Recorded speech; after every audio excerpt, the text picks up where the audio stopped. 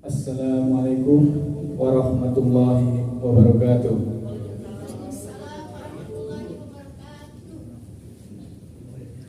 Emang capek sih dari pagi kerja ya, tapi kan sambil makan ya teh suaranya teh belum ngecas stop gimana gitu.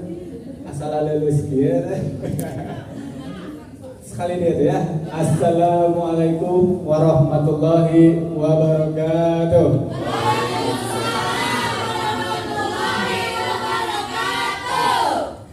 Alhamdulillah.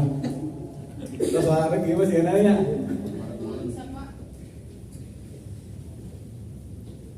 Wa bihi nasta'inu ala umuri dunya wa din wa ala alihi wa sahbihi ajma'in. Asyhadu an la ilaha illallah, asyhadu anna Muhammadar Rasulullah. Rabbi shrah sadri wa yassir li amri wa hlul 'uqdatam min lisani yafqahu qawli. Amma ba'du. Pertama-tama mari kita panjatkan puji serta syukur kehadirat Allah Subhanahu wa taala yang dimana masih memberikan kita semua nikmat iman, nikmat sehat untuk dapat berkumpul di kajian hari ini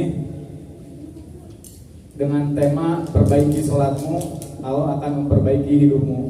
Insya Allah tema ini menyambung dari yang sebelumnya ya. Tidak lupa salawat serta salam kita panjatkan kepada Nabi besar kita, Nabi Muhammad SAW, juga kepada keluarganya, para sahabatnya, tabi'in, hingga sampai kepada kita umat akhir zaman. Alhamdulillah Ustadz sudah bersama kita untuk mengefektifkan waktu. Kita langsung saja dimulai untuk kajiannya. Ustadz mangga tafadhol.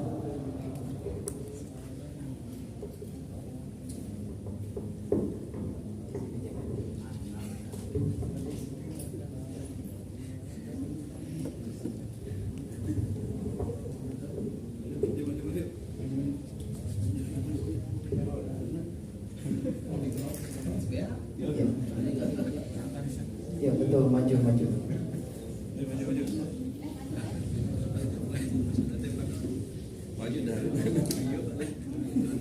Ya, silahkan dengan posisi makannya dilanjutkan halal. Ibu-ibu makan? Siap. Karena diwartoskan otomatis ibu-ibu mau berjalan. Alhamdulillah. Nah, kita mulai. Innal hamdalillah nahmaduhu wa nasta'inuhu wa nastaghfiruh wa na'udzu billahi min shururi anfusina wa min sayyiati a'malina.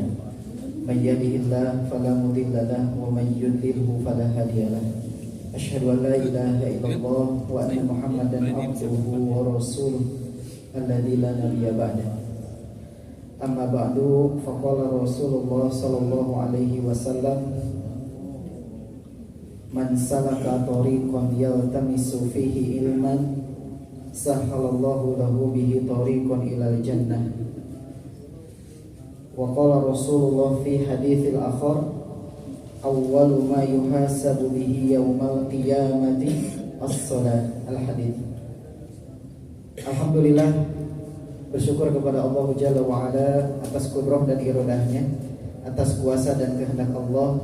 Kita masih diberikan kesempatan umur, kesempatan usia menjalani kehidupan di muka bumi ini sebagai hamba Allah yang memiliki tujuan sebagaimana Allah menciptakan kita, yakni hanya beribadah kepada Allah, memohon pertolongan hanya kepada Allah.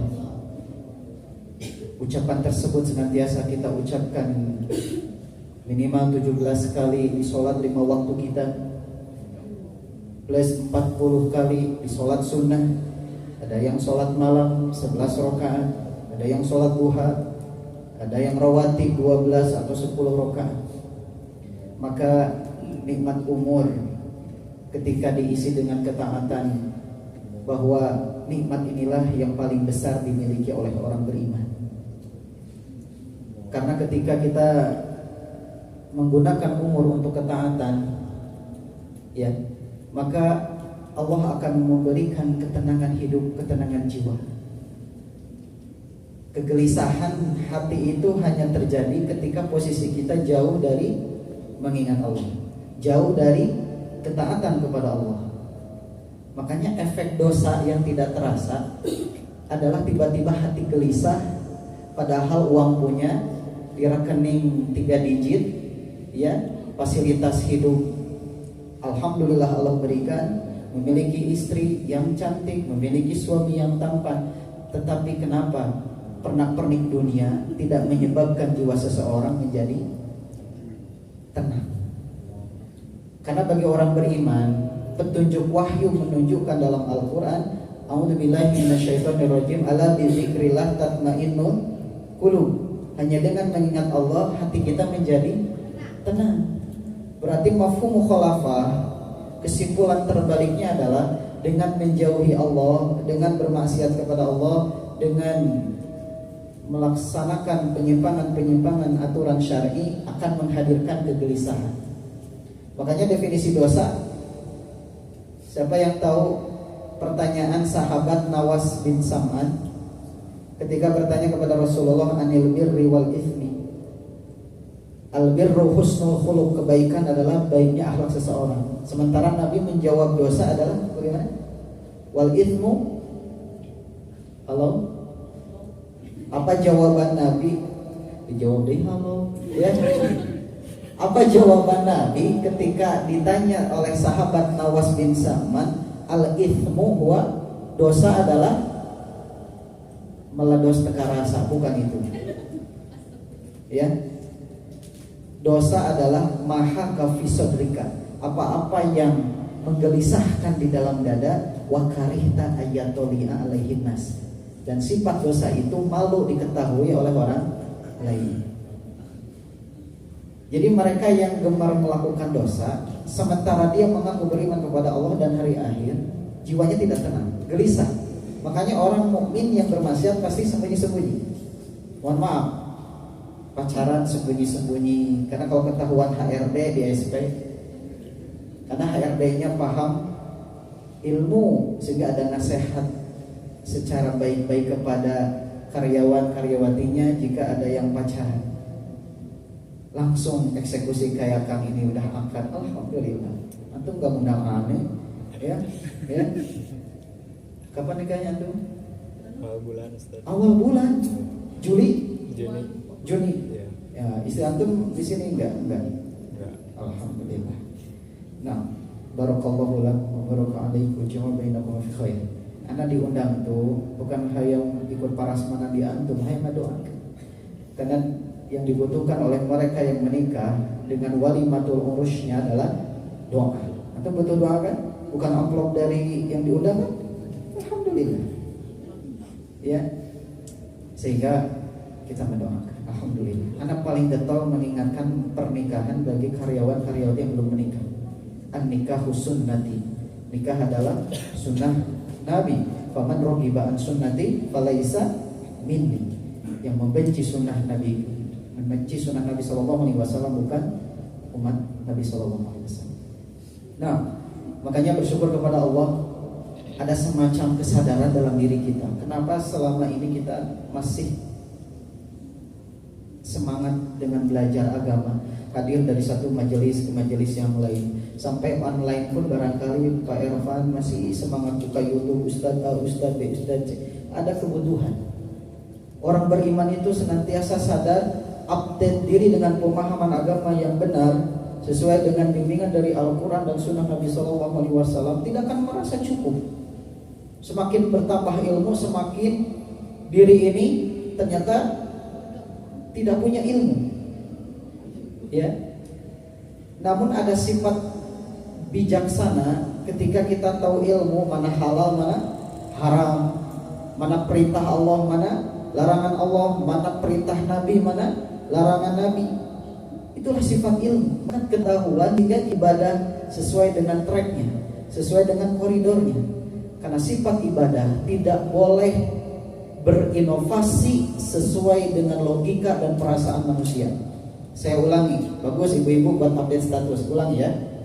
Sifat ibadah itu tidak boleh kita berinovasi atas dasar logika dan perasaan manusia selama tidak ada instruksi dari Al-Quran maupun Sunnah Nabi SAW. Berbeda dengan urusan duniawi, tanpa harus menunggu perintah urusan duniawi.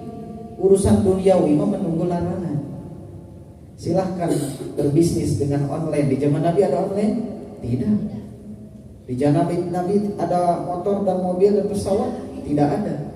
Itu inovasi yang diperbolehkan, bahkan maslahat.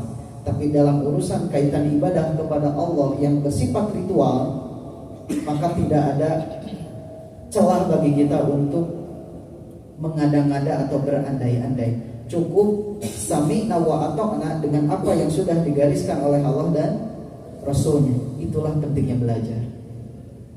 Sampai Nabi SAW memberikan semacam dorongan yang indah. Man salaka, barang siapa yang menempuh thoriqon, jalan, yaltamisu fihi ilman, dalam menuntut ilmu agama.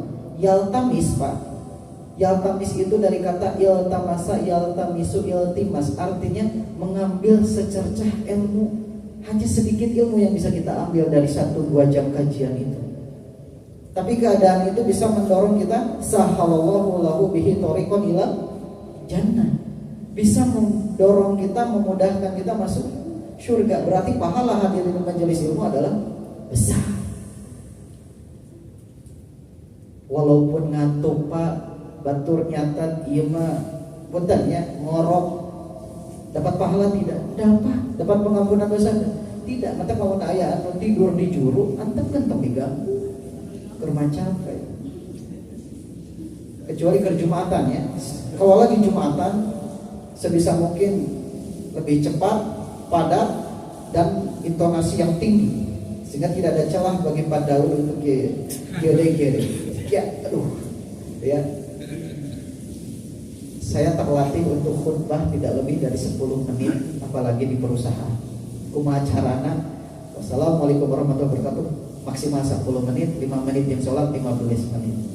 Dan itu sangat menyenangkan karyawan. Alhamdulillah. Beres Jumatan teh tali berapa di dia. Jadi mana di perusahaan yang lain? Ya, salah. Jadi sama. Oh, sama.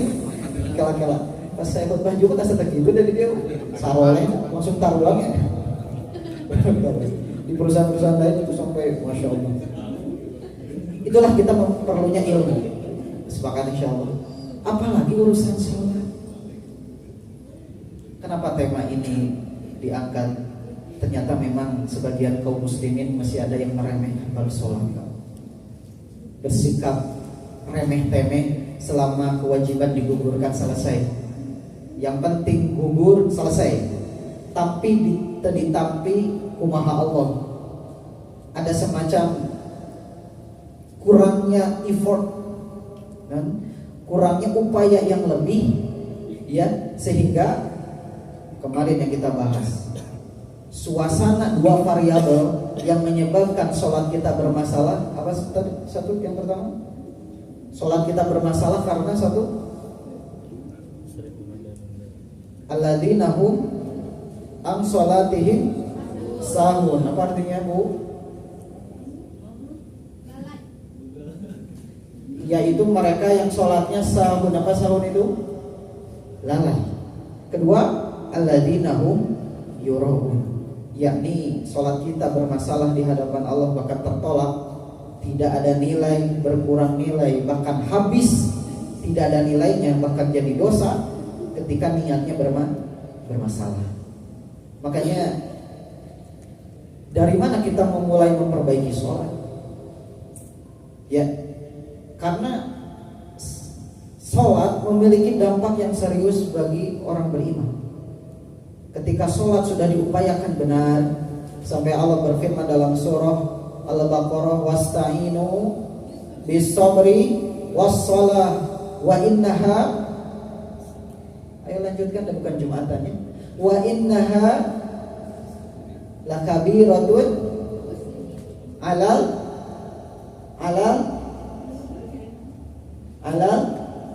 khashi'in. Wasta'inu, memohon pertolonganlah kepada Allah bisabri, dengan sabar, wassalati, dan sholat. Dengan sholat menjadi upaya pendekatan terbaik, meminta kepada Allah atas segala hajat dan keinginan kita, baik urusan dunia dan akhirat. Tetapi sholat itu wa innaha lakabiratun, sholat itu ternyata berat dikerjakan. Illa alal khosyin, kecuali mereka yang benar-benar khusyuk.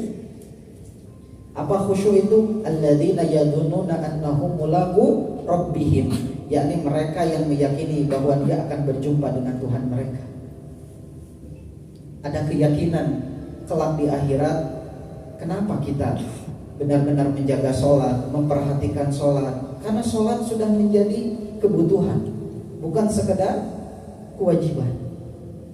Ketika Rasulullah berkata kepada Bilal bin Rabah radhiyallahu anhu, "Ya Bilal, arihna bis sholat." Istirahatkan kami dengan sholat. Jadi sholat sesuatu yang ditunggu-tunggu. Sementara kita mentalitasnya sholat sebagai formalitas, ya, sebagai sesuatu yang mengganggu. Misalnya ada lohor deinya cekeneng duha. Pernah nggak berpikir begitu? Lagi sibuk-sibuknya nih urusan dunia, meeting atau lagi di lapangan, bisa asar deui. Jadi ucapan itu seakan-akan sedang sibuk-sibuknya, sedang nikmat-nikmatnya dengan urusan duniawi, ada panggilan adzan asa kaganggunya. Sadar nggak ucapan gitu? Bisa asar deuinya. Wis bubar heula. Mana eta maksudna terido eta dipanggil ku adzan. Ya.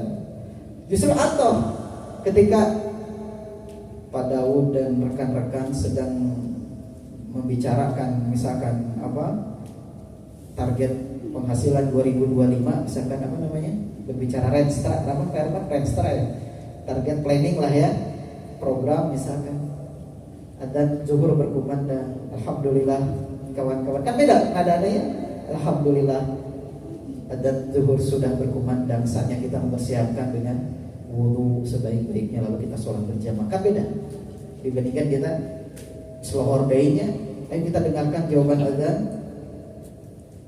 Ayo mari kita lanjutkan rapat kita. Beda.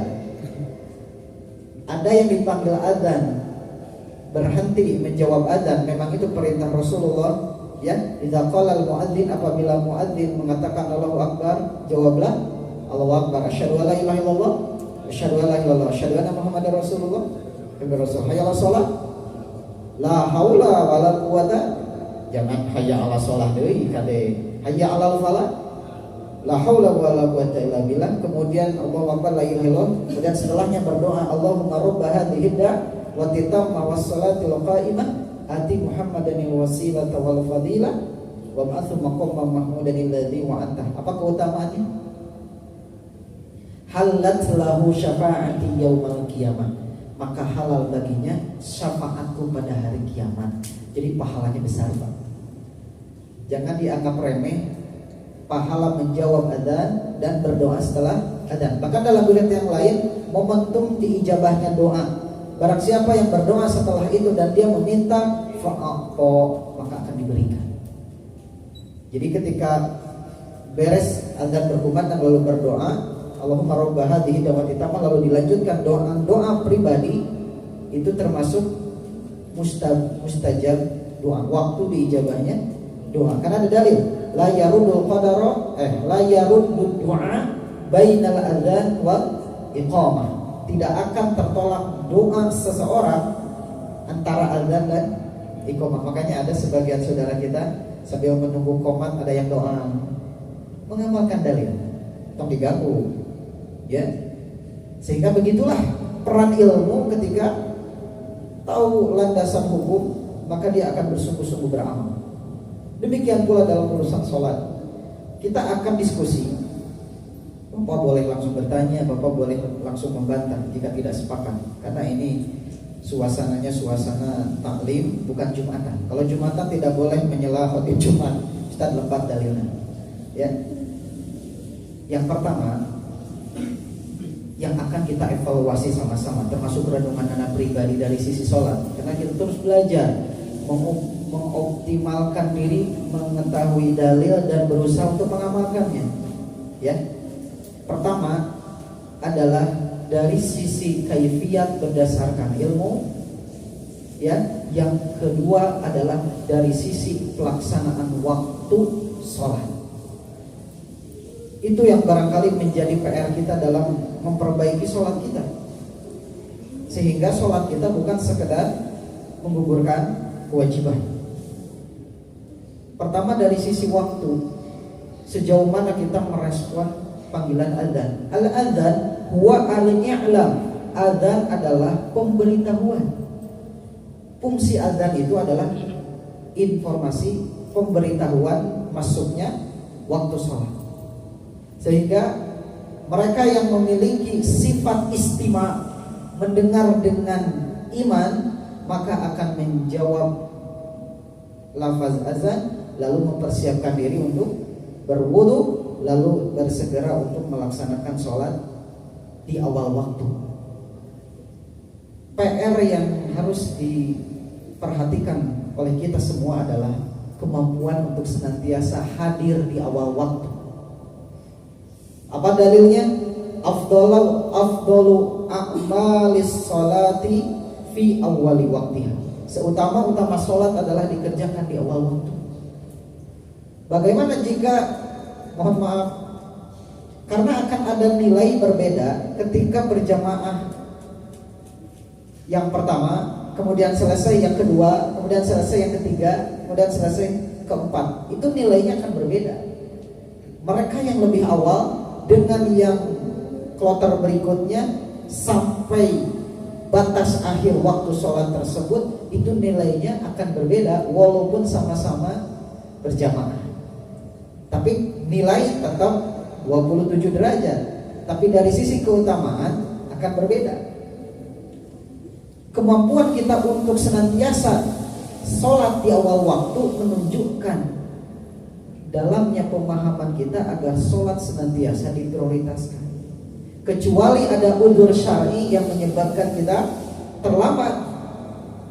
Karena masalahnya ada dalil yang menunjukkan bahwa sifat melambat-lambatkan sholat tanpa udzur, tanpa alasan yang dibenarkan, itu akan menuai akibat yang fatal.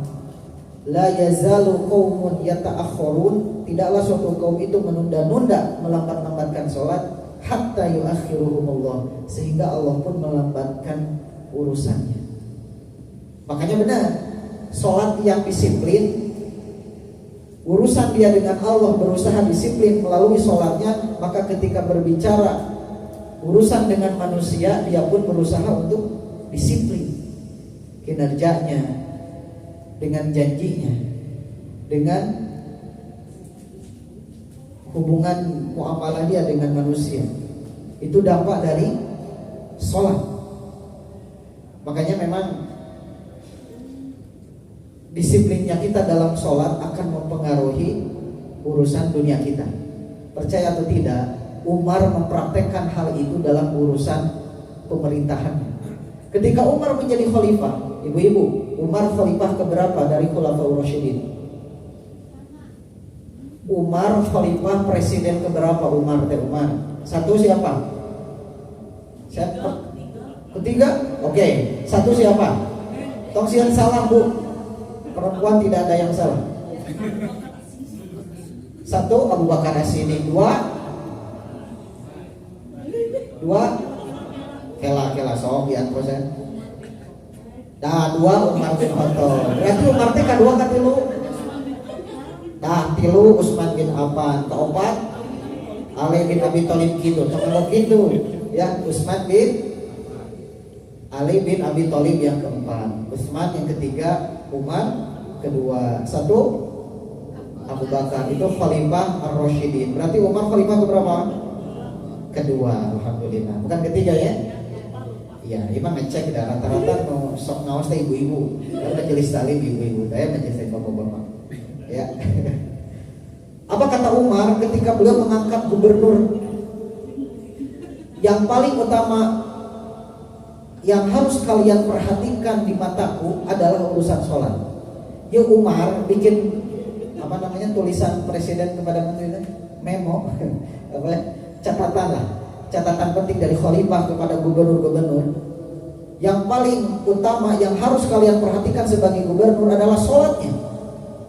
Ketika kalian mengutamakan sholat, memperhatikan sholat, maka akan baik agamanya. Tetapi ketika kalian mengabaikan sholat, tidak beres dalam sholat, maka urusan yang lain pun tidak akan beres.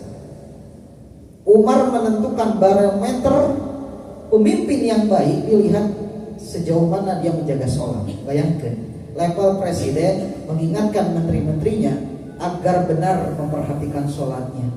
Karena ketika sholat diprioritaskan, urusan ngurus rakyat gampang. Itulah logika saya berarti. Bisa dipahami insyaallah?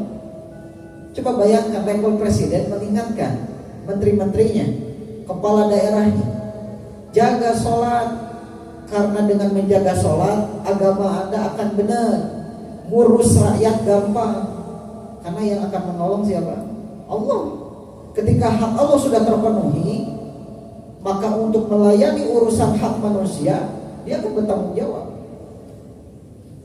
Mohon maaf, bisa jadi kalau ada pemimpin tidak amanah, culas, cek sholatnya berarti. Betul tidak? Umar mempraktekkan begitu. Dahsyat Umar bin Khattab radhiyallahu taala anhu, sehingga urusan sholat dianggap nomor 1.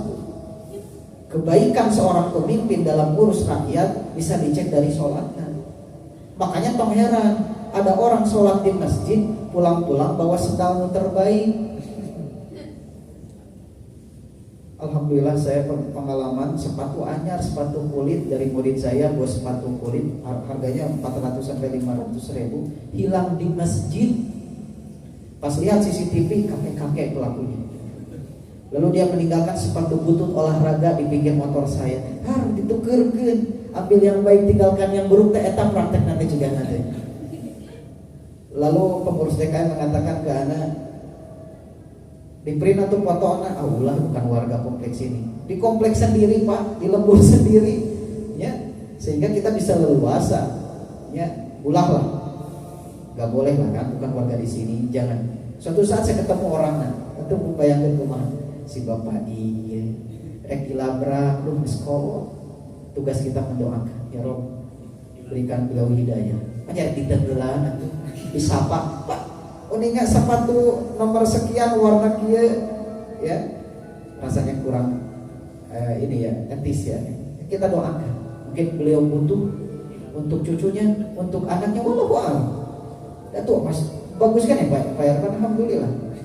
Saya tengah dodoi kalau masih saya bisa ngaji di komplek di rumah beliau. Para pengusaha karena rumpul ininya cuma 5 orang. Tiap Selasa malam dulu di Cigadung Green Lake. Sepatunya bagus. Sehingga tong heran kalau ada orang yang masih sholat tetapi akhlaknya buruk. Jawabannya sudah tahu.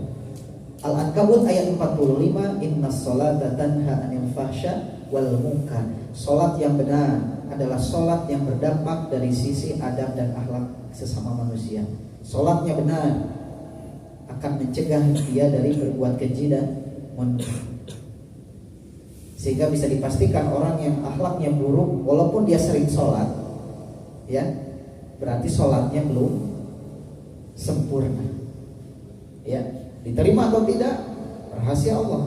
Tapi itu menandakan pengaruh sholat belum begitu besar sehingga mengarahkan dirinya untuk mencegah dari berbuat kesalahan. Sehingga orang yang memperhatikan sholat dengan sungguh-sungguh, masa ia melakukan kedoliman? Makanya perlakukan sholat itu sebaiknya. Pertama, dari sisi pelaksanaan waktunya. 2, pelaksanaan status tempat antara laki-laki dan perempuan berbeda. Afdhalus sholatul mar'i fi baitiha. Utama sholat seseorang di rumahnya, illal maktubah, kecuali sholat wajib. Seutama-utama sholat dikerjakan di rumahnya, kecuali sholat 5 waktu. Ini berlaku untuk laki-laki. Sholat sunnah lebih utama di rumah, tapi sholat wajib di masjid. Bisa dipahami insyaallah. Jadi sholat sunnah Pak kalau bisa di rumah, sholat malam di rumah, ya, sholat duha di rumah. Kalau tidak memungkinkan di kantor, sholat duha, ya, kemudian rawatib ba'da atau qobla di rumah. Kalau jarak antara rumah dengan masjid berdekatan. Kalau jauh lebih baik sholatnya di masjid. Karena kalau bapak qobla subuh di rumah, ketika datang ke masjid pasti terus ketinggalan. Makanya ini sangat efektif bagi mereka yang rumahnya dekat masjid. Nah, tapi untuk perempuan meskipun rumahnya dekat dengan masjid, dia lebih utama di rumah. Ya, itu yang pertama. Pelaksanaan waktu, kita sama-sama evaluasi apakah sudah di awal atau tidak. Dalam 5 waktu sehari semalam, apakah lebih banyak ditunda-tunda atau sudah sigap di awal. Bahkan ada tipe orang sebelum adzan sudah wudu. Ya, ada satu hadis yang memotivasi para laki-laki, 3 golongan yang oleh Allah akan diangkat derajatnya. 1 langkah diampuni derajat, 1 langkah diampuni dosa, 1 langkah diangkat derajatnya. Pertama, kathratul khoto ilal masajid, banyak melangkahkan kaki ke masjid. Hari itu mau ulah naik motor naik mobil atau bukan ya, maknanya banyak hadir di masjid. Kalau agak jauh pakai motor berarti hitungannya bukan per langkah tapi perputaran banyak. Enggak ya? Enggak begitu ya. Intinya memperbanyak hadir ke masjid bisa mengampuni dosa dan mengangkat derajat. Yang kedua, isbagul wudu fi makari, selalu menjaga wudu. Batal wudu deui. Ada yang seperti itu di sini Pak Daud? Ibu-ibu ada? Masya Allah, itu mengampuni dosa dan mengangkat derajat. Karena menjaga wudu, memang dia niatnya bukan untuk sholat, tapi memang menyambung wudu, isbagul wudu, menyempurnakan wudu. Siapa sahabat yang mengamalkan ini? Siapa sahabat yang selalu menjaga wudu dan beres wudu langsung sholat 2 rakaat, yang menyebabkan terumpahnya lebih dulu ada di surga. Jalmina masih di dunia tapi sendalnya sudah di surga. Siapa? Bilal bin Rabah. Teka kita aku sholat syukur wudu, teka kita aku menjaga wudu. Berat. Hitut kudu kacai jelas, terus berulang-ulang menjaga wudu. Tapi itu merupakan amalan yang luar biasa. Nah, yang ketiga adalah intidhar sholat ba'da sholat, menunggu dari satu sholat ke sholat yang lain di atas. Makanya kesadaran bahwa sholat itu merupakan kebutuhan luar biasa. Aduh, jam 11:30 saya udah siap-siap ke masjid nih. Aduh, udah jam 3, 5 menit lagi adzan asar. Aduh, di jalan naik motor udah adzan maghrib, lalu dipaksa melewati jalur macet, rasanya maghrib bisa kehabisan bahkan masuk ke rumah waktu isya. Maka yang terjadi adalah Pak Daud mengkol langsung ke masjid, langsung mengkol ke SPBU. Ada yang seperti ini insyaallah? Ayah. Ya, jadi macet bukan alasan kita menunda sholat. Kecuali saya pernah bawa mobil keluar TSM Jalan Gatsu, macet total. Saya nggak tahu dulu lagi ada momen apa. Maghrib masih kena posisi di Jalan Gatsu, mobil susah untuk mengkol ke kiri, mengkol ke kanan. Duka ayah non harita tahun 2016 2015. Saya lupa lagi. Entah pas Persib menang atau naonnya dulu deh. Naonnya. Sampai saya dengan teman itu akhirnya wudu dengan tayamum. Mohon maaf, toharoh dengan tayamum karena sulit. So ada turun, saya bawa mobil, ya, tidak ada SPBU, tidak ada masjid, namun ditinggalkan mobil di tengah-tengah jalan, kayak di pelaksanaan batu. Akhirnya kita sholat giliran, ya, yang satu pegang setir, yang satu sholat. Petunjuk sholat di atas kendaraan ketika Rasulullah perjalanan ke Madik, Rasulullah sholat di atas unta, posisi hujan deras, mustahil unta berderu lalu sholat di atas pasir becek. Maka Rasulullah sholat di atas unta. Bagaimana petunjuknya? Jadikan sujud lebih rendah dari ruku. Lamun ruku sakia, sujud sakia. Jadi lamun sholat di kereta api atau di pesawat jangan sampai berlebihan gitu, tidak sesuai dengan dalil. Allahu Akbar, rukuna Allahu Akbar, apa sujud notong ke handap. Dalilnya jelas. ruku sakia, sujud sakia, berdiri lagi, biasa seperti ini. Ada yang mengalami sholat di atas kendaraan? Cum. Dan saat itu tayamum. Bagaimana tata cara tayamum? Ada dua cara. Pertama, tepukan tangan ke area benda yang mengandung debu. Semua benda pasti mengandung debu. Tekudu riweuh neneangan tanah. Bahkan dulu ada pemahaman tanah yang boleh dipakai untuk tayamum adalah ketika ngambil satu hasta. Pernah dengar enggak? Itu pemahaman yang cukup populer tahun 2004 atau 2003 saya mendengar itu. Ya.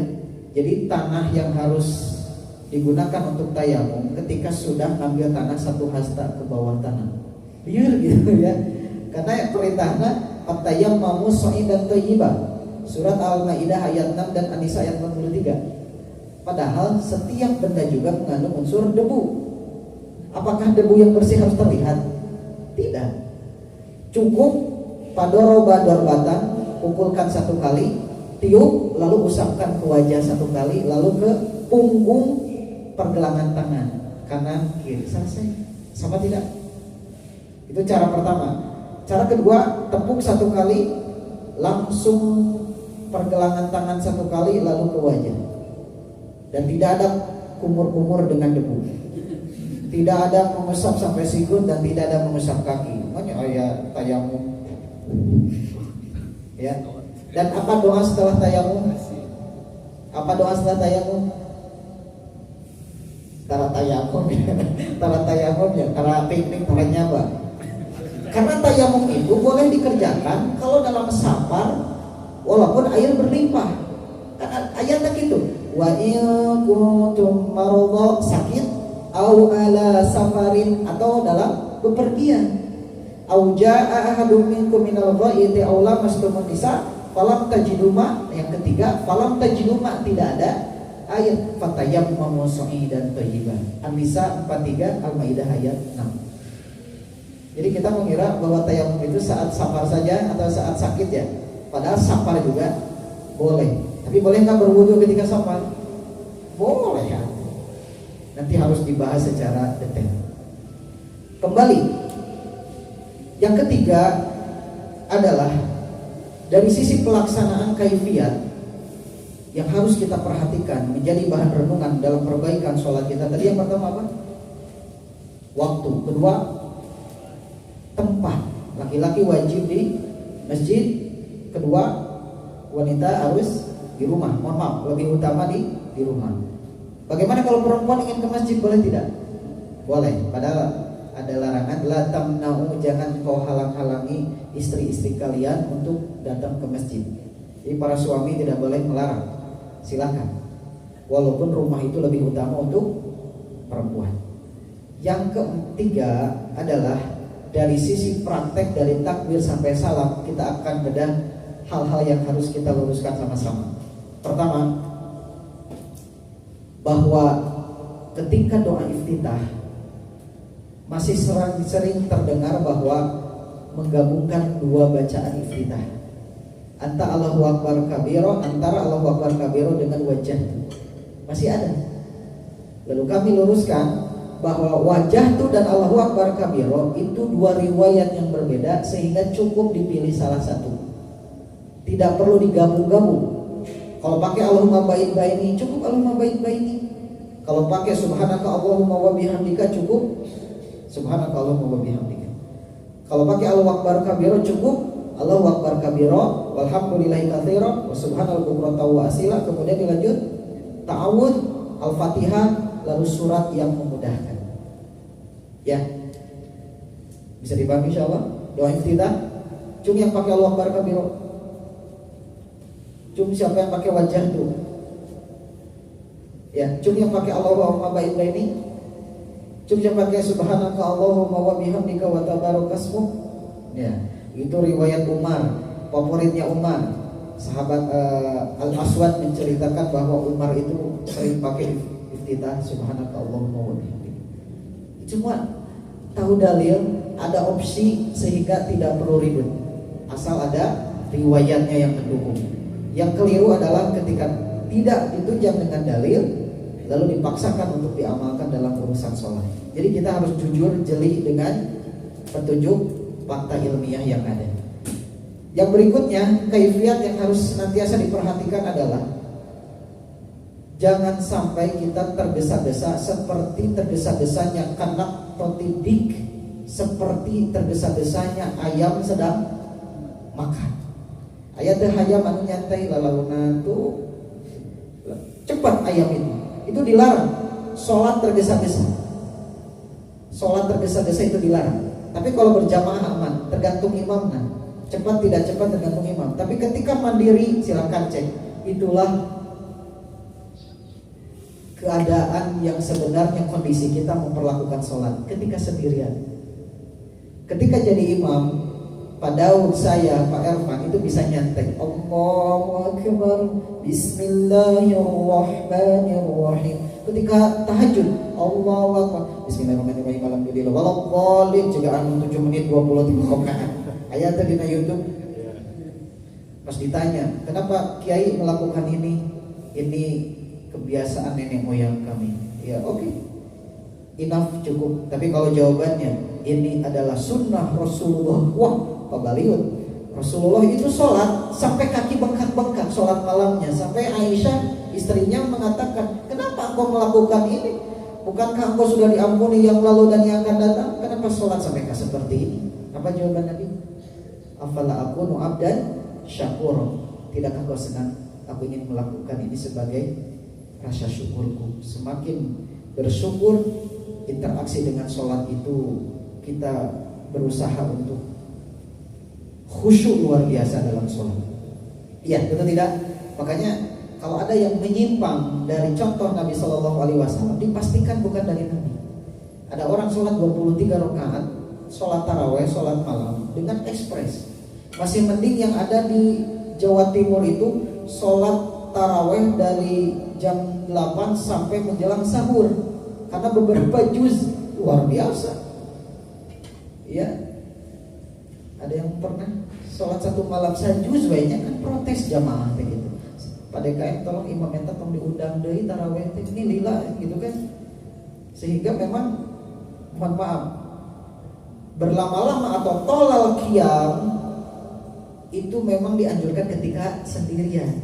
Kalau berjamaah, Nabi mengingatkan, idza amma ahadukumun nas, apabila kamu memimpin sholat manusia, falyukhaffif, maka ringankanlah. Ya, maka ringankanlah. Fa inna fihi musagir, bisa jadi ada anak-anak kecil. Wal kabir, orang tua. Wad dhaif, anu lemah. Sudah tahu ayat kesepuhan ya, marake tongkat, sholat di atas kursi. Al-Baqarah sajuz ayat pertama sampai 143, sholat Isya misalkan. Pulang-pulang asma jadi madorot itu ya. Walaupun idealnya jadi imam itu aktsarukum Qur'anan, yang paling banyak hafalan Quran. Ya. Mau enggak mau di sini yang hafal Quran terbanyak, jangan merendah untuk menjadi imam. Karena idealnya bukan paling tua. Senioritas itu poin terakhir. Ada sahabat usia 7 tahun yang bernama Salamah jadi imam karena hafalannya selesai. Sahabat senior gak berani.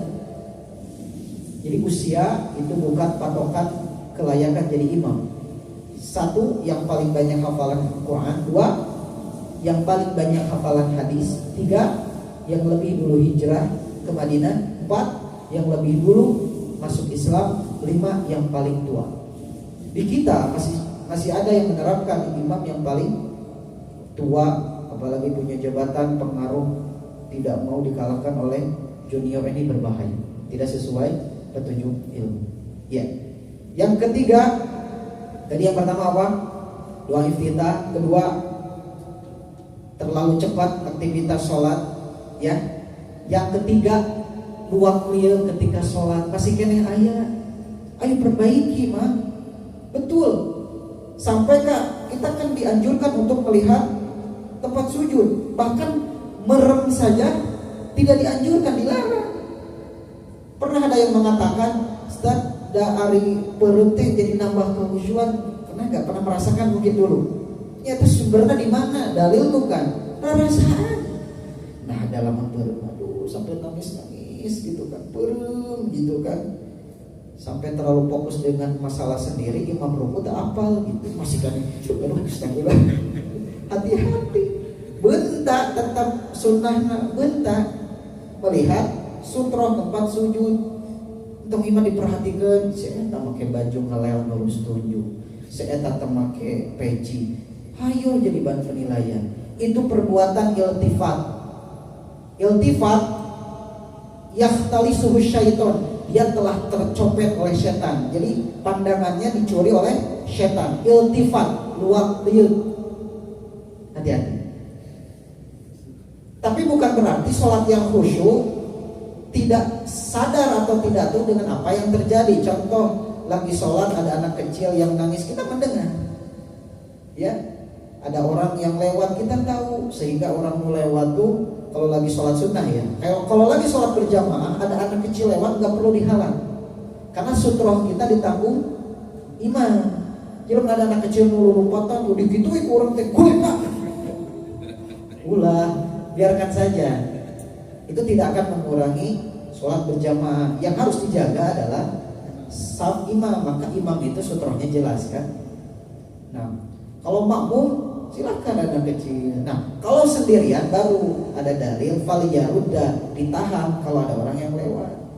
Makanya bahaya Pak. Kalau Bapak sholat tanpa sutroh, orang lewat begitu saja. Apa bahayanya? Berkurang nilai sholat kita. Bahkan ada larangan, tidak boleh melewati orang yang sholat, maka diam selama 40 tahun lebih utama daripada harus lewat orang yang sholat. Masih kena ngelangkung gitunya. Kumalam di Masjidil Haram, Masjid Nabawi. Orang Afrika, Maleka, aduh, bersolat gitunya. Ada yang sudah haji insyaallah belum? Mudah-mudahan tahun depan kita haji bareng-bareng dengan haji Poroda, tong ngantri reguler lami 20 tahun. Ya, kecuali atas daftar, ya. Doanya ya Allah 500 juta cekap kanggo haji gitu kan. Nah, 400, nanti 200 haji Poroda teh. Ya, antum udah umrah belum? Kudu bulan madu di Masjidil Haram di Mekah Madinah, ya. Berdoa. Yang ingin haji dan umrah memang dianjurkan untuk berdoa agar diberikan umur dan diberikan kemampuan. Ya, itu yang keberapa? Yang ketiga, jangan apa tadi? Masalah iftitah. Kedua, masalah terlalu cepat. Yang ketiga, apa? Jangan banyak melirik. Nah, kalau bergerak di luar gerakan sholat boleh tidak? Kalau tidak dibutuhkan jangan. Gagaro menang tuh. Menang, betul menang getret. Sangka Allah di garo setan. Ya itu temenan itu teh. Walaupun ada dalil sholat batal seseorang lebih dari 3 kali gerakan luar sholat. Ya, itu para ulama khilaf dalam perkara itu. Selama gerakan itu dibutuhkan boleh. Kalau ada binatang yang mengganggu kita gebahkeun.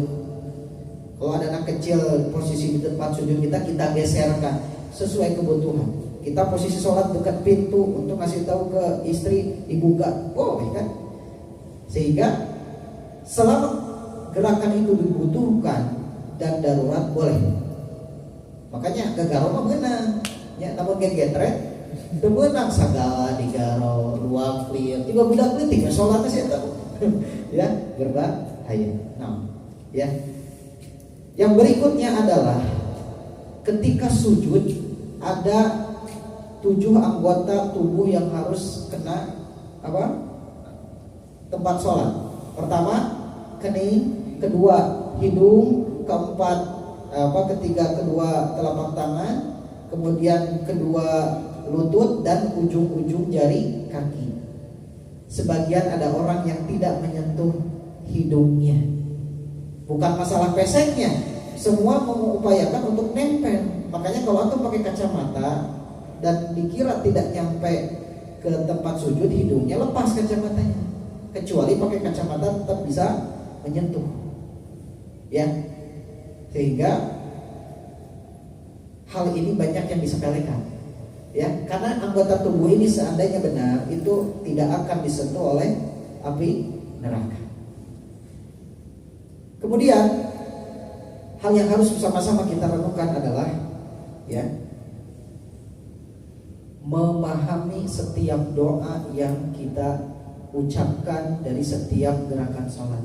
Cuma siapa yang belum paham makna subhana rabbiyal azim? Subhana maha suci, Rabbiya Tuhanku al-azim yang maha agung. Ketika duduk di antara dua sujud, doa yang paling ringan, Rabbik firli, Rabbik firli. Apa artinya Rabbik firli, Rabbik firli? Ya Rabb ampuni hamba, ya Rabb ampuni hamba. Di dalam sholat itu ada tempat doanya meminta ampun. Satu persatu ketika iftitah. Dari sekian banyaknya doa iftitah, hanya satu yang meminta ampunan. Allahumma ba'id baini wa baina khotoyaya kama ba'adta bainal masyriq wal maghrib. Ya Rabb, jauhkanlah antara diriku dan dosa-dosaku sebagaimana Engkau jauhkan antara timur dan barat. Allahumma naqqini min khotoyaya. Ya Allah, bersihkanlah dosa-dosaku kama yunaqqa thawbul abyadu minan danas, sebagaimana Engkau membersihkan baju kotor, baju putih dari kotoran. Allahumma igsilni khotoyaya. Ya Allah, cucilah dosa-dosaku bilma dengan air, wathalji dan salju, wal barod dan embun. Insyaallah pada hafalkan artinya insyaallah, ya. Mantap kan orang tuh jadi asal ukur baca kan. Tidak ada penghayatan, sehingga tidak heran kalau lagi sholat dari awal takbir terus jembleng gitu. Karena ingat dosa tiasa jangan. Karena dicarikan ku istrina misalkan kan kesalahannya misalkan, dan seterusnya. Yang kedua, apalagi ketika sholat meminta ampun. Ketika ruku, subhanakallahumma rabbana wa bihamdika Allahumma firli. Itu subhanaka Allahumma rabbana wa bihamdika Allahumma firli. Kemudian yang ketiga, ketika sujud, subhanaka Allahumma rabbana wa bihamdika Allahumma firli juga, karena doa ruku dan sujud banyak, ya. Kemudian yang keempat, duduk di antara dua sujud. Rabbik firli, Rabbik firli. Ada yang macam-macam, ada yang Rabbik firli warhamni, wajburni, wahdini, wa'afini, dan seterusnya. Banyak. Ada dalil yang banyak dengan redaksi yang berbeda. Dan yang terakhir, doa yang diajarkan oleh Rasulullah kepada Abu Bakar, Allahumma inni dzalamtu, dibaca sebelum salam. Pernah dengar? Allahumma inni dzalamtu nafsi dzulman katsiran wa la yaghfiru dzunuba illa anta faghfir li maghfiratan min indika warhamni innaka antal ghafurur rahim. Ya.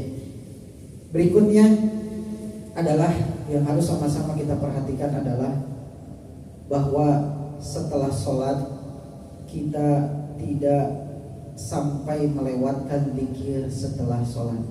Karena zikir setelah sholat, doa malaikat Allahumma gfir lahu warhamhu. Ya Allah, ampunilah dosa dia dan rahmati dia. Sebagian kaum muslimin beres sholat langsung bubar. Entah dikejar setoran atau ada sesuatu yang harus dikerjakan. Tapi ketika kita beres sholat banyak berzikir, begitulah sunnahnya. Nanti kita diskusikan zikir yang dicontohkan berdasarkan dalil setelah sholat apa saja. Karena ternyata faktanya beda-beda. Kalau doa boleh beda, tapi kalau zikir yang ada dalilnya itu terbatas. Sementara doa tidak terbatas. Berikutnya, bahan renungan kita dalam urusan sholat adalah tadi apa saja? Yang pertama, ulangi. Dari sisi apa? Waktu, diupayakan di awal. Kedua, apa? Tempat, laki-laki harus di masjid. Ketiga, kaifiat yang harus kita renungkan sama-sama adalah di masalah iftitah tidak lagi dua doa langsung, tapi cukup salah satu. Kemudian yang kedua, jangan tergesa-gesa. Ya, yang ketiga, jangan banyak melirik dan melakukan aktivitas di luar sholat. Yang keempat, barusan apa? Memahami bacaan sholat. Itu PR kita semua insya Allah. Cuk siapa yang sudah membedah, mencoba membaca dalil-dalil dari takbir hingga salam? Sudah punya bukunya masing-masing insya Allah. Berarti sholat kita usahakan tidak lagi mengandalkan pemahaman kita ngaji di waktu SD kita dari guru ngaji kita, karena itu tutorial. Cek guru gitu-gitu, tidak dijelaskan dengan dalil, betul tidak? Sehingga doa-doa saja kita menganggap hanya doa itu yang benar menurut kita. Belum tahu adanya doa yang bersifat opsional. Begitu maksudnya. Sehingga doa boleh berbeda, kaifiat mungkin ada tata cara yang berbeda. Ketika sujud, bangkit dari i'tidal, tangan dulu atau lutut dulu? Cuk, siapa yang tangan dulu? Ketika sujud, sami Allah liman hamidah, kemudian sujud, siapa yang tangan duluan dulu? Siapa yang tangan duluan? Siapa yang lutut duluan? Apa dalilnya mendahulukan lutut? Karena ketika nanti ada orang yang menjelaskan, saya mah tangan dulu. Karena dalilnya idza sajada wa du'a yadaihi qabla rukbataihi. Sahabat ada yang menjelaskan apabila sholat itu dahulukan dulu tangan qabla rukbataihi, sebelum lutut. Terus kita yang mendahulukan lutut, jawabannya gimana?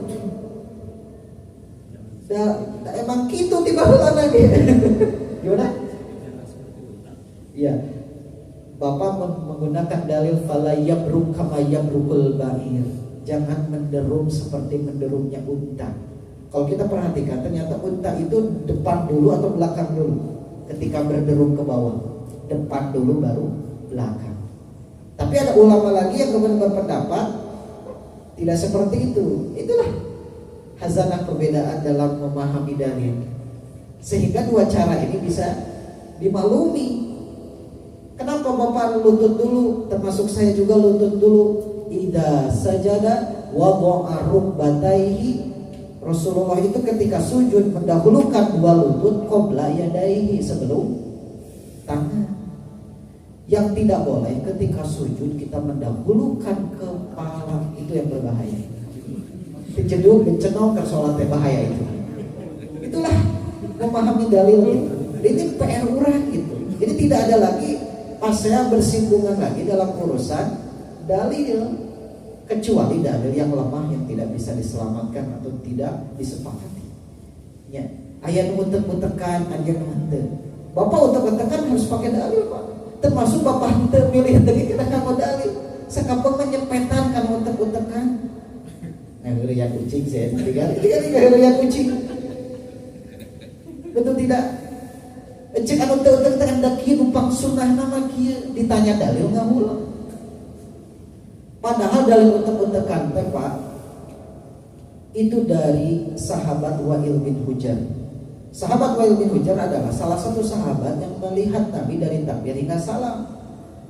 Ro'ai ketika Rasulullah berisyarat wa asyara bis sababa, lalu Nabi mengisyaratkan telunjuk dengan posisi membuat lingkaran. Oleh Wa'il bin Hujr itu disebutkan jari manis dan kelingking dirapatkan, jari tengah dengan ibu jari membuat lingkaran, lalu telunjuk diisyaratkan. Fara'aituhu yuharrikuha, dan aku melihatnya Nabi yuharrikuha, digerak-gerakan. Makna yuharrikuha itu dari kata harraka yuharriku tahrik, sebagaimana di surat Al-Qiyamah la tuharrik bihi lisanaka litajalabi, artinya digerak-gerakan. Walaupun itu juga terjadi perbedaan, itu kan gerak-gerak ke luhur atau ke samping, karena tidak jelas. Maka ulama berijtihad disesuaikan dengan kondisi lenturnya jari tersebut, atas dan ke bawah. Berarti kalau ke samping ke pinggir boleh tidak? Dan tanya dalil anu tegas berarti boleh atuh. Ya. Benar, karena dalilnya tidak menyebutkan ke atas, ke bawah atau ke samping, karena sama-sama digerak-gerakkan. Antum tidak digerak-gerakkan non dalilnya. Yang itu.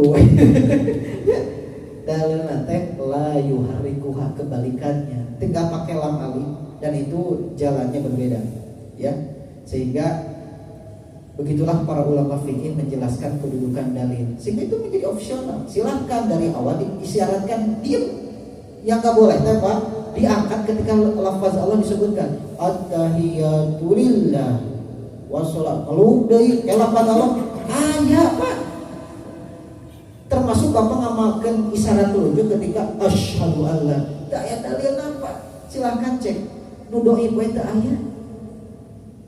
Saya mengkaji bab itu di kitab Al-Hidayah, ya. Itu ternyata ada pendapat urusan ibadah tapi tidak ditunjang dengan dalil yang rajih. Jadi ayat pendapat asyhadu an la ilaha illallah. Punten, silahkan, tidak ada dalil. Pilih saya yang terlewat mengkaji kitab, mohon dimunculkan, dikoreksi, silahkan. Jika ada hadis yang menunjukkan sahabat melihat Nabi berisyarat asyhadu an, silahkan cek. Jadi yang benar adalah idza qa'ada yad'u, mulai duduk, mulai berdoa dan berisyarat. Doa selesai, isyarat selesai. Bisa dipahami insyaallah. Dan hal seperti ini kan perlu keyakinan, dalil. Tidak cukup dengan membenarkan pengalaman sebelumnya atau banyaknya yang mengamalkan. Dan buat orang saya gitu, guru saya gitu, maka saya cicing aja. Nanti tangga saya, tidak cicing ya. Menang bangga. Bapak balik memilih layu hari kuahet dari Allah sampai akhir. Ini sudah wa asyara, sudah berisyarat. Namanya isyaratus sababah. Anu telah asma dalil nasababah, Bapak milih tengah derwe kieu. Atau jadi kieu. Ini kan al-ibham, bahasa Arabnya ya. Kita menghafalkan jari juga. Al-ibham, sababah, al-wusta, al-khinsiru, al-binsiru. Dan itu disebutkan dalam hadis oleh sahabat. Al-khinsir, al-binsir, al-wusta. Ya. Jadi tekieu salat teh gitu kan.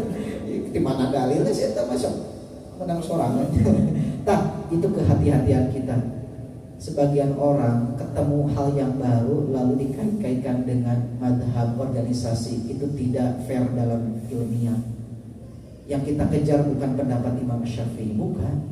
Imam Syafi'i sendiri mengatakan seandainya pendapatku bertentangan dengan Al-Quran dan Sunnah, maka dahulukan As-Sunnah, bukan pendapatku. Imam madhab saja mengajarkan murid-muridnya agar tidak taklid buta dengan guru, tapi mendahulukan kebenaran ilmu. Kita kadang-kadang cukup saya bermadhab Syafi'i sehingga pengamalan saya begini, itu tidak ilmiah.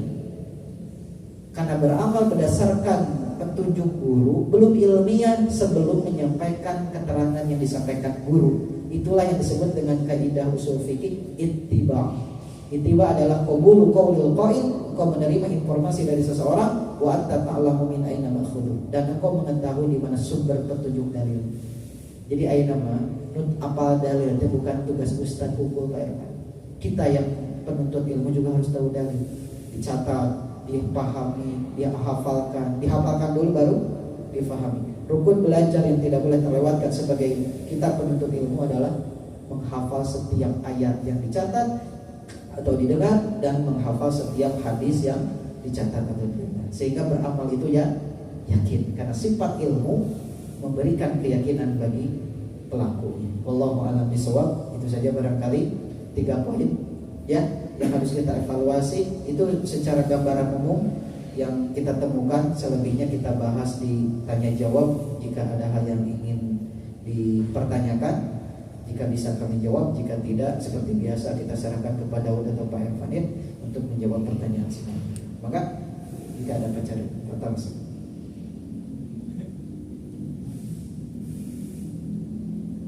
jika tidak ada, saya menaruh. Sedikit ada 2 pertanyaan. Maka pada dari pertama tadi terkait masalah azan nih. Mohon. Kan kita mah di lingkungan kantor ya. Mohon. Jadi suara azan teh yang minim pisan. Mohon. Agak jauh udah kelihatan terdengar. Tapi kan sekarang mah lebih banyak suara azannya di handphone itu. Mohon. Apakah ketika di handphone itu nyala harus dijawab juga dengan cara itu ringtone kudu diwaro tuh ya. Kan dari itu azan itu kan full biasa katanya. Nah, yang pertama, Masya Allah. yang Out of the kedua, box.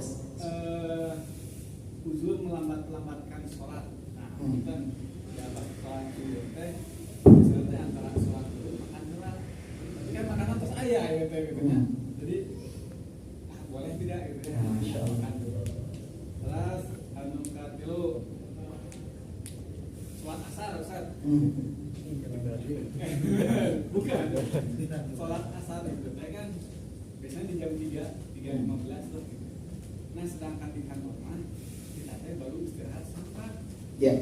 Nah itu cuma dari segi hukum gimana gitu? Termasuk melalaikan pidana. Melalaikan tante. Nah. Satu lagi Ustaz. Oh siap. Jadi itu orang yang berbeda itu tuh. Pengaliran ya Pak. Oh siap. Mewakili 5 orang kan jangan-jangan ya. Siap. Ada beberapa dari sholat di beberapa sholat kan ada beberapa bacaan doa ya. Terus yang dari sampaikan tadi semuanya memang sudah dijalankan kapan gitu. Ada satu lagi yang ketika sholat tahiyat akhir yang menghadap ke kanan itu assalamualaikum warahmatullahi wabarakatuh. Terus ada tambahan yang betul bil jannah gitu ya. Terus yang di kirinya itu yang buat menjauhkan dari api neraka. Itu apa termasuk salah satu di dalam hadis atau Nah, cakap dengan luar biasa. 4 pertanyaan. Ya, 4 itu. Barakallahu fiik. Jazakallah khair Pak Daud. Pertanyaannya luar biasa. Semoga menjadi kebaikan buat kita semua. Ya. Yang pertama dari apa? Azan. Ya. Dalilnya kan idza qala al-muadzin, bukan idza qala al-ringtun. Ya. Dari sisi redaksi hadis sangat jelas. Jadi yang harus kita jawab adalah orang yang menyampaikan adzan real, bukan kaitannya dengan ringtone handphone, aplikasi dan sebagainya. Sehingga tidak perlu. Ya. Seandainya kita berada di masjid yang rumah kita ini banyak masjidnya, ini kadang mau ada lapasnya beda, siapa yang harus kita jawab? Yang paling dekat. Masjid yang biasa kita singgahi misalkan, ya, karena saya ada masjid yang memang suaranya panggadengna gitu kan, pangtarikna, karena yang terdekat asyhadah, ya, tapi al-ukhuwah pangtarikna, jadi kaelehkeun. Tapi yang saya dahulukan adalah yang terdekat, terutama ketika kita sedang menuju ke masjid, gitu ya. Bukan yang di sini, bukan? Oke, baik. Sehingga untuk ringtone tidak ada kewajiban untuk menjawab. Nah, makanya apa?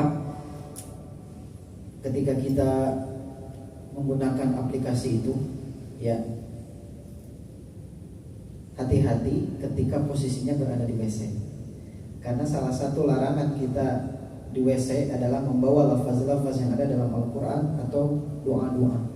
Karena WC adalah tempat khala, sunyi, fokus kita dengan kebutuhan hajat, tanda kutip, ya. Maka tidak boleh ada aktivitas ieu nya BAB, nya ngarokok, nya BAB, main game. Ngejawab adzan bahkan masih sempat kok sampai kamu rojaah hafalan gitu. Enggak boleh, itu di mana itu tuh? Gitu. Ya, itu tidak ada kewajiban. Betul ya. Yang kedua, tadi apa Pak? Udur. Ya. Udur ketika apa tadi? Makan. Nah. Ya, kalau kaitannya dengan makanan itu ada dalil. Idza quddimal asya fabda'u minhu qabla an tusallu. Ketika hidangan makan malam sudah disiapkan dan datang adzan Isya, maka dahulukan makan. Apakah berlaku hanya di sholat Isya saja? Tidak. Waktu zuhur kita bertamu, ternyata Sohibul Bait sudah menyiapkan makanan, di kantor sudah menyiapkan makanan, nah kita tinggal mencicipi, maka rukhsah bagi kita untuk mendahulukan makan. Luar biasa teh syariat. Asalkan ada dalilnya. Kalau memang tidak ada dalilnya, meskipun ayah kue, ya sangur, tosnya gitunya tinggal makan, maka dahulukanlah sholat yang wajib, karena makan hukumnya mubah, tuang mah mubah, paling wajib kan deh. Terus nuntut tuang kalau marah dosa itu. Ya. Ya, hukum makan dan minum mubah akan menjadi nilai ibadah kalau tujuannya ibadah seperti sahur, berbuka, kan nilainya jadi berbeda makan dan minum. Tapi kalau dalam kondisi mau sholat, makanan sudah didahulukan, dalil menunjukkan dahulukanlah makan. Fabda'u minhu qabla an tusallu. Tenang. Ya, sampaikan ketika dalam sholat zuhur ada dalil abridu dinginkanlah badanmu menuju terik matahari panas, apalagi udah kerja waktunya zuhur, jangan langsung wudu langsung sholat, posisi badan panas gitu, kesangan, ngemprot, harus didinginkan dulu. Abridu heula, dinginkan heula, tenang heula. Itulah rusuh-rusuh. Ya. Termasuk aturan perusahaan. Bapak 15 menit terlambat dari waktu sholat seharusnya, dan itu melibatkan semua pihak kaum muslimin, maka itu pun termasuk darurah. Daruratu tubi'ul mahdhurah. Kemadharatan adalah membolehkan yang terlarang. Untuk menang bapak ngalambat-lambatkan 15 menit kagok kermain mabar cicing ya kali tok AFK kan. Jadi beban ente. Oh iya bisa adan asar. Ya, perhatikan main game gitunya. Adan-adan main game main game. Telat 15 menit dan dicarekan ku ibu dan dijewer. Salat heula. Nah, itu lalai, sahur seperti itu. Betul tidak? Ya. Termasuk perusahaan yang melonggarkan kerja berhenti sebelum azan, lalu kita mendahulukan pekerjaan karena kita lebih tuntas di awal, lalu mengabaikan waktu sholat, itu juga sama lalai. Tadi mah kasusnya beda. Adana tilu saparapat, istirahat 3.30, maka telat 15 menit bukan bentuk kelalaian, tapi karena memang aturan perusahaan dan itu darurat. Dalam konteks itu, mari di awal pada aja Pak Ervan bisa dipahami insyaallah. Dan itu bisa dimaklumi dengan keterlambat 15 menit itu. Ya, statusnya darurat. Karena kalau Bapak berusaha mengamalkan dalil lebih awal di awal waktu dengan mencuri waktu 15 menit akan menjadi madorot dari sisi muamalah. Jadi maslahat dulu atau madorot dulu. Darul mafasid muqaddamun al masur. Pakai kaidah usul fikih. Menghindari kemadorotan, kerusakan lebih diutamakan daripada menciptakan kemaslahatan. Makanya tidak boleh nyuri-nyuri jam kerja untuk sholat duha. Kalau memang dilarang ya nggak boleh. Apalagi sholat duha itu sifatnya sunnah, sementara jujur dengan waktu pekerjaan, fokus wajib. Urusannya dengan muamalah, walaupun itu urusannya dengan orang non-muslim. Bisa dipahami insyaallah. Jadi inna dina yusrun, sesungguhnya beragama ini mudah tapi tidak dimudah-mudahkan. Yang ketiga apa tadi? Apa? Udah tadi disinggung ya. Yang keempat apa tadi? Oh iya, itu tidak ada dalilnya. Termasuk yang membuka tangan, buka dulu ke kanan. Begitu dah Pak. Buka dulu ke kanan, masuk surga. Buka tangan kiri neraka. Perlu dalil untuk beramal seperti itu. Masih kena gitu Pak. Assalamualaikum. Kita kok dihuru ya entah permen. Ya. Hati-hati ah. Sholat mah ibadah mahdoh yang tata cara, waktu, tempat sudah dijelaskan. Jangan mengada-ngada, hati-hati. Hati-hati Pak. Kalau kita meyakini satu amalan dalam sholat dan ternyata tidak ditunjang dengan dalil, waspada. Berarti antara kita yang memang belum tahu dalil atau ternyata tidak ada dalil. Kalau sudah tahu dari ulama menjelaskan secara ilmiah bahwa tidak ada dalil, jangan dilakukan. Termasuk saya ketika sholat berjamaah masih kene ayat makmum ngejawab dia, imam nanti baca surat Al-A'la, fi suhufi Ibrahim wa Musa, di belakang alaihi salam. Di mana eta? Tidak ada dalil apa? Kenapa tuh amin rame-rame? Itu mah jelas. Idza qala al-imam ghairil maghdubi alaihim waladdallin faqulu amin, dan yang mengucapkan amin tidak hanya makmum termasuk imam. Wa man wafaq wa ta'minu wa ta'minal malaikat, barang siapa yang baca aminnya berbarengan antara imam dan makmum dan malaikat, ghufira lahu ma taqaddama min dzambi, diampuni dosanya. Jadi baca amin kedah latihan semuanya bareng-bareng. Ayo 1 2 3 amin imam. Amin. Ayo ucap beres, ayo beres, anu jempet bahkan. Salatnya juga numpuk amin wae jarang. Aya teh makmum nu jempet nyebut amin. Tadi we, ya we, orang yang masih sibuk dengan dunianya masing-masing. Baca amin, ya, dan tidak ada tambahan, ya.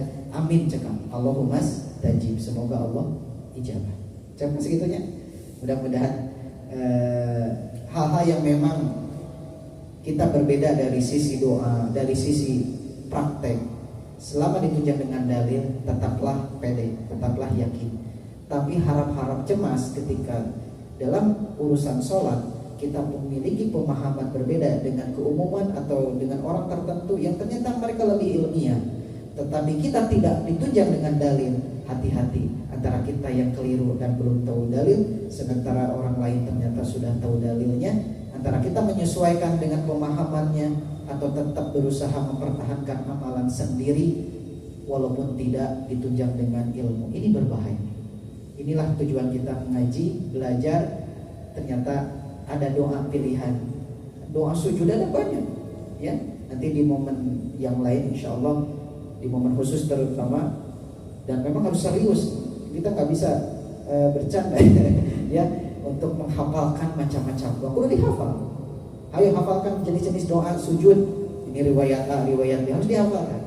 Doa ruku, doa tahiyat. Semua sudah hafalkan doa tahiyat? Hafal. Tapi terjemahnya itu Ustaz ya. Uninga-uninga nah, ayo nama wayahna. Upayakan untuk mengetahui. Begitu kan? Segitu panginten biasa kami hatur cek semangat gina diaja ya. Bab wudu oke belum dicek seorang praktek kan kini bisa praktek wudunya, kecuali bab mandi junub berarti gak bisa dipraktekkan di dia ya betul ibu ya. Ada masih kan yang pembaliun gara wudu nah oke. Aduh ya Allah, kan tayamum tadi ada dengan dua cara gampang ya, tayamumnya cuma dua, tapi mandi junub aduh masih kena yang pembaliun ya, sehingga layak untuk kita benahi bareng-bareng. Kan masih suka mandi junub kan? Kecuali nonte. Laki-laki yang belum menikah, betul. Aduh, mohon maaf. Yang belum rata-rata udah menikah kan? Antum belum? Kapan antum mandi junub? Dua keadaan, mimpi basah. Mimpi basah ketika haja, kan itu dihaja. Ya, dari dihaja malah mimpi ya. Ada sesuatu ketawa habis nikahnya ya. Nuka dua Jumatan man. Kan Jumatan itu wajibnya mandi junub. Saya bikin video tentang mandi junub, sudah ditonton hampir 100.000 orang. Dan ayah aku mencela ayah we. Banyak mandi junub wajib yang laki-laki buat sholat Jumat. Aduh man. Ya, bina lain saya di organ di lembaga yang lain. Nah, sehingga masih banyak yang tidak mengetahui syariat mandi junub bagi laki-laki yang sholat Jumat. Kapan laki-laki yang bekerja melaksanakan sholat mandi junub? Ketika berangkat sudah mandi junub. Kalau nggak sempat berarti di kantor mandi junub. Nah, makanya saat itu perempuan bisa bersodakoh membuat suaminya harus mandi junub hari Jumat. Gitu. Kecuali lu belum menikah. Ya Allah, aku ingin hadas besar. Ya, cik sabar namanya. Bab ini saja harus dipahami beneran. Iya. Istri yang tidak paham hare-hare we. Ya. Begitu ya Bu ya. Aman ya suaminya ya. Ya, baik, barakallahu fikum. Sedekah Bu kepada suami ya. Ya. Sakitu panten ada hapunten bila ada cariosan mata kirang merenah. Kita berupaya untuk belajar tadi ya, yaltamisu fihi ilman, walaupun hanya secercah yang kita dapatkan, semoga menjadi jalan dimudahkan masuk surga. Jangan jauh dari majelis ilmu. Kalau kita sudah alergi dengan nasihat agama, maka dipastikan kita sedang disibukkan atau terlalu sibuk dengan perkara dunia, sehingga urusan nasihat agama menjadi sesuatu yang mengganggu hati kita. Ad-dinu an-nasihat. Agama itu adalah nasihat. Segitu Bang Intan. Mudah-mudahan ada faidah. Mohon maaf jika ada kalimat yang tidak mengenakan. Yang benar datang dari Allah dan Rasul, sementara kesalahan, kehilapan kami dari kekurangan pribadi, sehingga mohon dimaafkan. Yang lupa diupload lagi jadi bahan evaluasi. Saya nonton, nah bisa ditonton gitu, menunggu isu kan bisa gitu pas ya. Antum kan barakallahu fiikum. Ya, ternyata memang harus diarsipkan. Jadi kita tahu letak kekurangan dan mudah-mudahan jadi faidah bagi yang menontonnya. Begitu saja. kita akhiri dengan istighfar. Astagfirullahaladzim, astagfirullah. Subhanakallahumma wa bihamdika, asyhadu an la ilaha illa anta, astaghfiruka wa atubu ilaik. Assalamualaikum warahmatullahi wabarakatuh.